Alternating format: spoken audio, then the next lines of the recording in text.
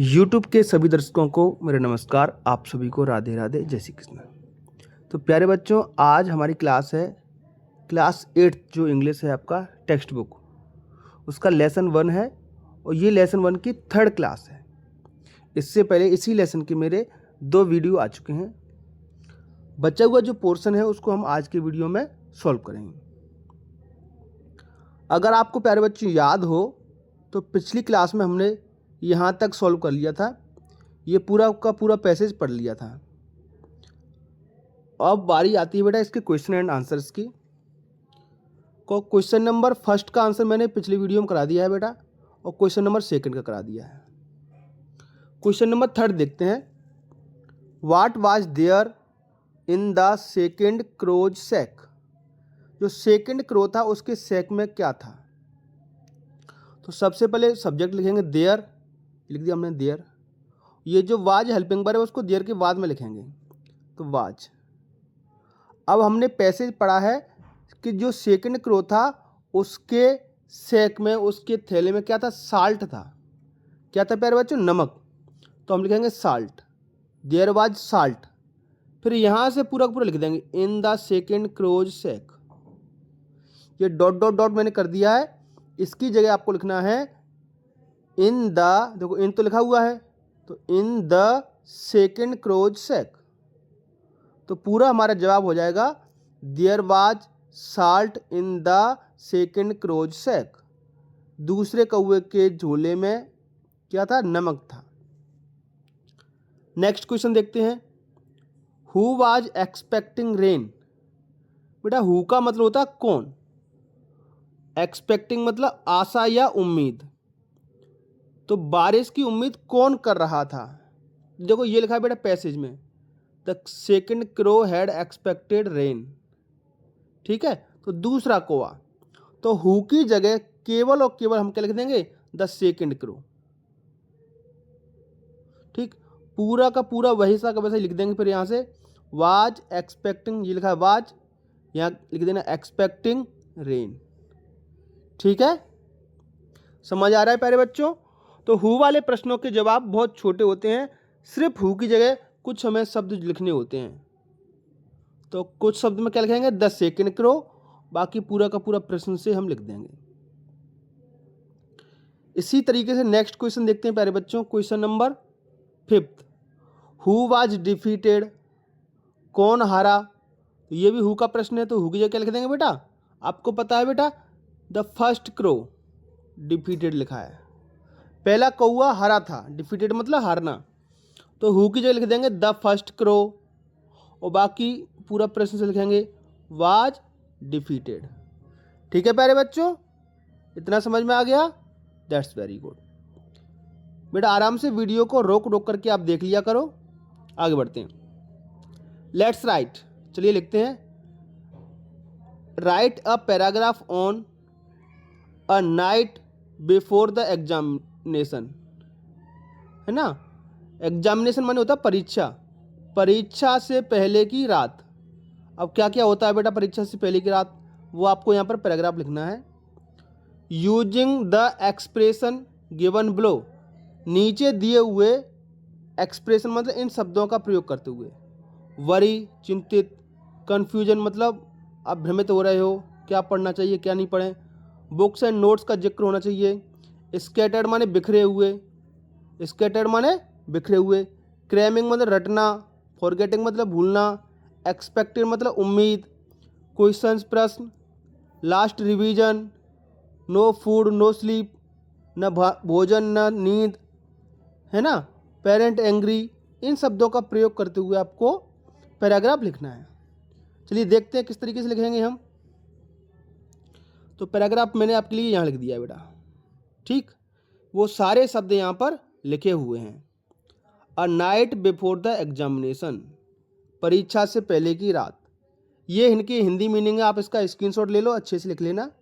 मैं यहाँ पर आपको समझा देता हूँ।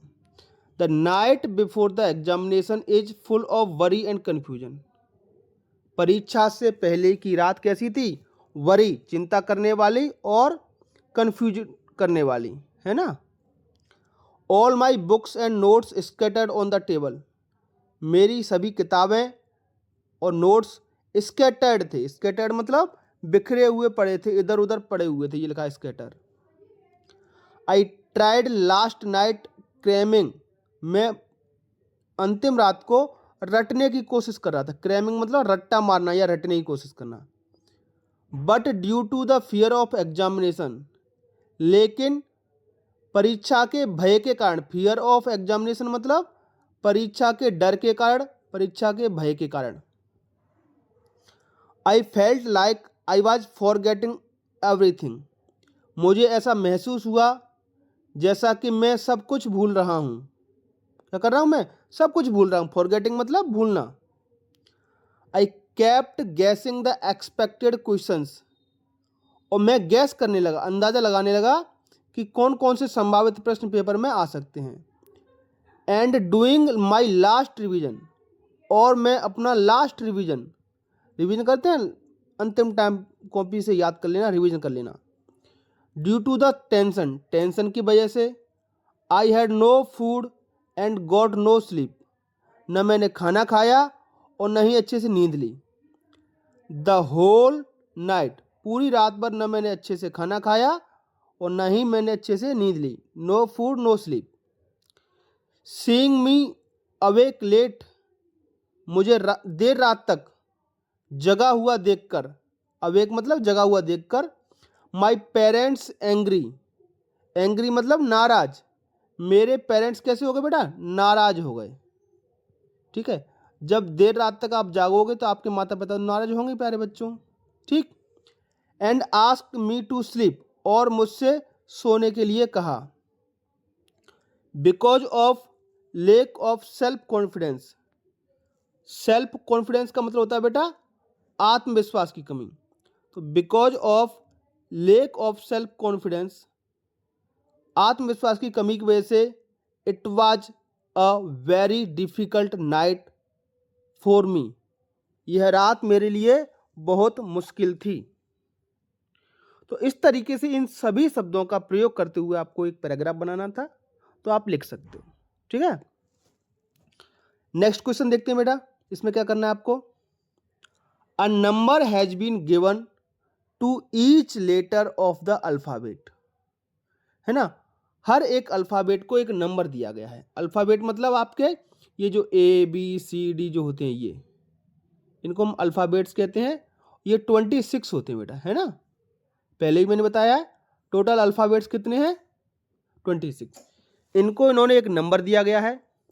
इन द टेबल बिलो, जो नीचे टेबल दी गई है, ये टेबल रही आपकी, इसमें ए को इन्होंने 1 नंबर दिया है, बी को इन्होंने 2 दिया है, सी को 3 दिया है, डी को 4 दिया है।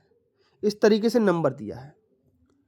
रीड द टेबल, टेबल को पढ़ें। एंड डीकोड द मैसेज, और मैसेज को डीकोड करें। डीकोड कैसे करोगे बेटा? ये नंबर लिखा है बेटा आपका इतना। ठीक, तो पहला 14, 14 पे क्या लिखा है बेटा? एन, तो हमने लिख दिया एन। फिर 5, 5 पे क्या लिखा है बेटा? ई, ये लिखा है ई, तो हमने ई लिख दिया इधर। फिर उसका 22, 22 पे क्या लिखा है? वी लिखा है, वी दिख रहा है आपको, तो हमने वी लिख दिया। इसी तरीके से फिर से 5 है, तो 5 पे ई लिख दिया फिर से। 18, 18 पे क्या लिखा है बेटा? 18 पे, 18 पे आर है, तो ये शब्द बन गया हमारा नेवर। इसी तरीके 7 नंबर पे कौन सा है? 7 नंबर पे जी है, तो आप जी लिख दीजिए। 9 नंबर पे कौन सा है? आई, आई लिख दीजिए। 22 नंबर पे कौन सा बेटा? 22 पे वी है, ये फिर से वी लिख दो। और 5 नंबर पे ई है, फिर से हमने ई लिख दिया। तो हमारा शब्द बन गया नेवर, और ये शब्द बन गया गिव। इसी तरीके से 21 और 16 के यू और पी लिखेंगे, 9 और 14 पे इन लिखेंगे, और बाकी भी इसी तरीके से आपको करने हैं। तो पूरा का पूरा शब्द हमारा बन जाएगा never give up in despair and hope of starting. 3 मैंने छोड़ दिए हैं आप सभी के लिए। यहां पर कौन सा शब्द बनेगा वो आपको मुझे कमेंट बॉक्स में बताना है। ठीक है प्यारे बच्चों, तो ये आपकी एक्सरसाइज हो गई। अगले क्वेश्चन पे देखते हैं। चलो, ये तो एंड है बेटा, है ना। तो आज के वीडियो में इतना ही। आपको हमारा वीडियो कैसा लगा बेटा हमें कमेंट बॉक्स में ज़रूर बताएं और हमारे चैनल को सब्सक्राइब करें। ठीक है, आप हमारे वीडियो मध्य प्रदेश के किस जिले, शहर या गांव से देख रहे हैं उसका नाम अवश्य कमेंट करें। तो चलिए बच्चों, फिर मिलेंगे अगली क्लास में। तब तक के लिए आपका दिन शुभ हो। Have a nice day. Thank you.